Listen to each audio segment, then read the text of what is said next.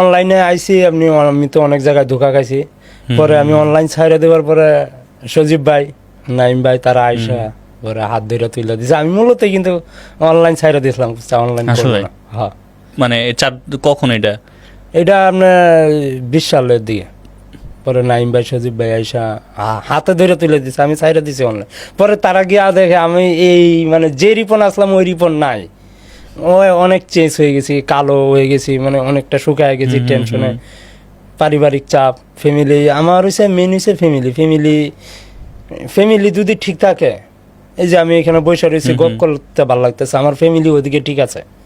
Family যদি আমার একটু ঝামেলা হয়ে যায়, আমি ঝামেলা হয়ে যায়, মানে কেমন এক্সেসিভ এর। সত্য কথা বলছেন ভাই, যে একটা কথা আছে না যে নিজের জায়গাটা যদি ঠিক থাকে পুরো পৃথিবীর সাথে যুদ্ধ করা যায়। হ্যাঁ, নিজের জায়গাটা যদি নড়বড় হয়ে যায়, পরিবারটা যদি নড়বড় হয়ে যায় না, তখন আর পুরো পৃথিবীর সাথে যুদ্ধ করার সাহস বা মানসিকতা থাকে না। রাইট। না আমার পরিবারে তারপর নাইম ভাই সজীব ভাই আছে, তারা প্রচুর সাপোর্ট দিতেছে, তাদের দোয়াই তো আজকে আমি এই জায়গায়। মাশাআল্লাহ। আপনার জীবনে সব কি তাহলে স্ট্রাগল মানে কষ্টের সময় ওইটুকু ছিল ওই 20 সালের পরে বা ইয়াতে? হ্যাঁ, আমি আপনার ভিডিও বানাই অনেক দিন যাবত, আমার অনেক বড় বড় পেজ নষ্ট হয়েছে 5-6টা। আইসে ফ্যামিলি দেখা করে পেজ নিয়ে গেছে গা। পরে আচ্ছা নিয়ে যাক, পেজ নিছে গা, আমারা তো আর নিতে পারছে না। আমি রিপনে আছে, তা আমার আর নিতে পারছে না। পরে এভাবে ধৈর্য ধরতে পরে একদিন হঠাৎ করে ভাই হাজির, ভাই আসেন, থাকেন আমার লাগে। ধৈর্যের ফল অনেক মিষ্টি হয়, এটা মুরব্বীরা বলে, আসলেই সত্য। ধৈর্য ধরতে অনেক কষ্ট, ধৈর্য সবাই ধরতে পারে না।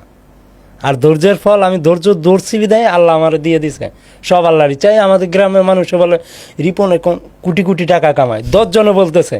আল্লাহ দেখবেন একটা সময় 10 জনে যখন বলতেছে রিপন কোটি টাকা কামায়, একটা সময় আল্লাহ নিজেই দিয়ে দিবে যে রিপন তোর তো ভাগ্য ভালো, 10 জনে বলছে এটা তোর, দিয়ে দিবে, কিছু করার নাই। এটাই বাস্তব, এটাই আল্লাহর খেলা।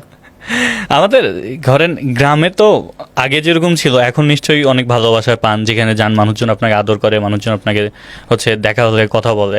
এখন গ্রামে কেমন লাগে, ধরেন ভালোবাসাটা কেমন মনে হয় পুরো গ্রামে? গ্রামের মানুষ আগে যেভাবে নর্মাল ভাবে ভালোবাসে, যেভাবে ডাক দিছে রিপন না হুন্য দাও, রিপন ভাই হুন্য দাও, যেভাবে ডাক দিছে এখনো সেম এরকম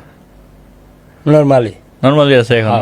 আমি তো শুনলাম যে আপনাকে নাকি কাজ করতে দেয় না, আপনি গেলে যে কয় আপনি বসে দেখেন ছেলেপেলে কাজ করে। অনেকেই তো অনেক কথা বলে, সব কথা তার কানে নেওয়া যায় না।